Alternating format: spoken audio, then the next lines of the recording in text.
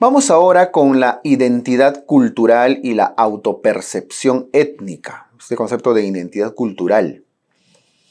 ¿Qué es la identidad cultural? Vamos acá, empezamos. ¿Qué es la identidad cultural? Vamos a definirlo. Es el conjunto de valores, tradiciones, creencias, modos de vida que caracterizan a un grupo humano. Ojo, no se refiere solamente a una persona, se refiere a un grupo. Y cuando hablamos de un grupo, estamos hablando de todo el contexto social. Valores, tradiciones, creencias, modos de vida, costumbres, etc. La identidad cultural se construye a partir de la historia, el idioma, la religión, las costumbres. O sea, una identidad es la suma de los diferentes aspectos que forman parte de una comunidad. ¿Ok? La identidad es dinámica y puede cambiar con el tiempo. La identidad de no es que una persona cambie su identidad, estamos hablando de sociedades completas. Una sociedad puede tener durante un siglo cierto tipo de influencia, ¿no? En algún momento hubo una influencia española en mucha parte del mundo, española, portuguesa, luego vino un dominio francés, estamos hablando a nivel global, ¿no? Luego viene la identidad cultural ha ido variando con mayor influencia inglesa y hoy en día hay una influencia mucho más americanizada, occidentalizada, etcétera, ¿no es cierto? En algún momento hay zonas culturales muy influenciadas por culturas orientales, etcétera. Aquí tiene que ver la globalización, las interacciones culturales, la migración, por ejemplo. Entonces, es importante que sepamos que la identidad cultural varía, es dinámica, se adapta en el tiempo. ¿Y en qué se diferencia con la autopercepción étnica? Es la forma en que una persona o grupo se identifica con una determinada etnia o cultura. Puede incluir elementos como el idioma, la vestimenta, las costumbres, las prácticas espirituales. Es parecido a la identidad, ¿no? Está influenciada por el entorno social, la educación y la discriminación estructural. Es como se autopercibe. ¿Ok? ¿Cuál es la importancia de esta identidad cultural en el contexto de la salud en nuestro país, en el Perú?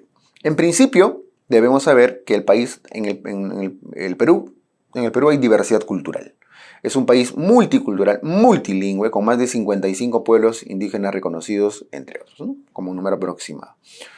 Hay barreras de acceso. La identidad cultural puede influir en la percepción de la salud, la confianza en los servicios médicos y el uso de la medicina tradicional. O sea, cuando la identidad cultural puede generar un rechazo a formas en las cuales se ejerce la medicina, ¿no es cierto? Generando una barrera cuando esto no está adaptado al entorno cultural de una comunidad. Puede generar discriminación y estigmatización. La autopercepción étnica puede estar condicionada por experiencias de exclusión o discriminación incluso, y por supuesto que influye en la comunicación médico-paciente. Un enfoque culturalmente competente mejora la relación médico-paciente y la adherencia a los tratamientos. Por supuesto, si nosotros adaptamos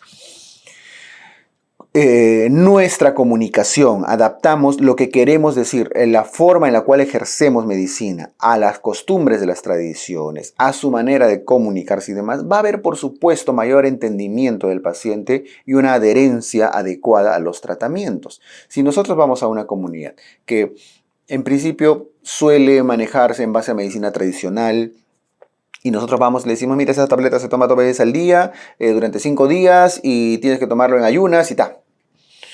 ¿Cierto? Y probablemente estas personas jamás hayan tomado un medicamento o incluso lo pueden ver como algo malo y están esperando que les recete o que su indicación sea otra cosa. Entonces, no es que lo va a reemplazar, pero debe ser adaptado desde el fondo de la comunicación, desde la adaptación hacia la costumbre, etc. ¿Ok? Y eso va a generar una adecuada relación médico-paciente, por supuesto. ¿Hay relación con la ética médica? Por supuesto. Desde el principio de justicia, es garantizar el acceso equitativo a la salud sin discriminación, independientemente de la identidad cultural que tenga un grupo. ¿Ok? Hay que garantizar que tengan acceso a los servicios de salud. Respeto a la autonomía del paciente, hay que respetar las creencias y costumbres relacionadas con la salud y la enfermedad, relacionadas precisamente con esta identidad cultural. ¿Ok? Beneficencia y no maleficencia, hay que adaptar la atención médica a las necesidades culturales sin generar daño. Esto es clave, no generar daño. Hay algunos casos, por ejemplo, en ejercicio médico. Una mujer quechohablante que prefiere parir en cuclíes, según su tradición. ¿Cómo adaptar la atención hospitalaria? Esto en el SERUMS, por ejemplo, se ve mucho, ¿no? Se hacen internados, salvo en algunos hospitales donde se puede practicar interculturalidad, parto vertical, etcétera. Pero de pronto alguien en su internado aprende a atender partos de una forma hospitalaria, clásica, ¿no? Clásica entre comillas para los hospitales, horizontal, y de pronto llega a un lugar y las personas no quieren parir así, ¿no? Quieren dar a luz de forma vertical, de una forma para ellos natural, ¿no? Más fisiológica.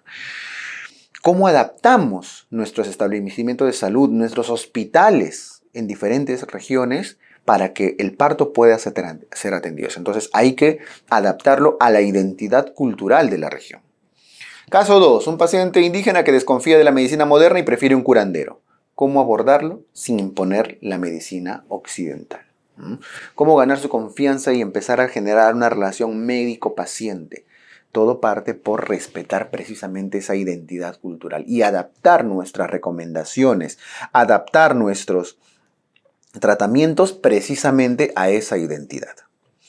Caso 3. Un niño de la Amazonía con anemia severa cuya familia no acepta el tratamiento con hierro porque cree que causa infertilidad. Pasa esto con los tratamientos con hierro, pasa con las vacunas, pasa con los anticonceptivos, ¿no es cierto? Pasa con muchos elementos que forman parte de nuestras políticas de salud. Sin embargo, son rechazados por diferentes culturas. ¿Cómo actuar con sensibilidad cultural? ¿Cómo explicar? Eso son parte de los retos precisamente que se trabaja en interculturalidad. No hay una receta que diga ya, aquí se resuelve, el método, la forma es esta y eso tienes que hacer. No, todo parte de las habilidades comunicativas que el equipo que va a ejercer en una región, no solo del equipo, sino de que las políticas y normativas que se van a implementar en una región estén adaptadas a su cultura. Y esto tiende a ser dinámico en el tiempo, porque precisamente la cultura, la identidad cultural tiende a ser dinámica, como hemos visto previamente, ¿no? Muy bien, entonces es importante que respetemos, que reconozcamos la identidad cultural distinta, variada, en las diferentes culturas. Si no, estaríamos cayendo en un etnocentrismo, ¿no? De pensar que solamente lo que nosotros, nuestra creencia, nuestra tradición es la que debe prevalecer, ¿no? Es un pensamiento completamente etnocentrista. ¿Ok? Entonces aquí vas a poner etnocentrismo. ¿Ok? Muy bien.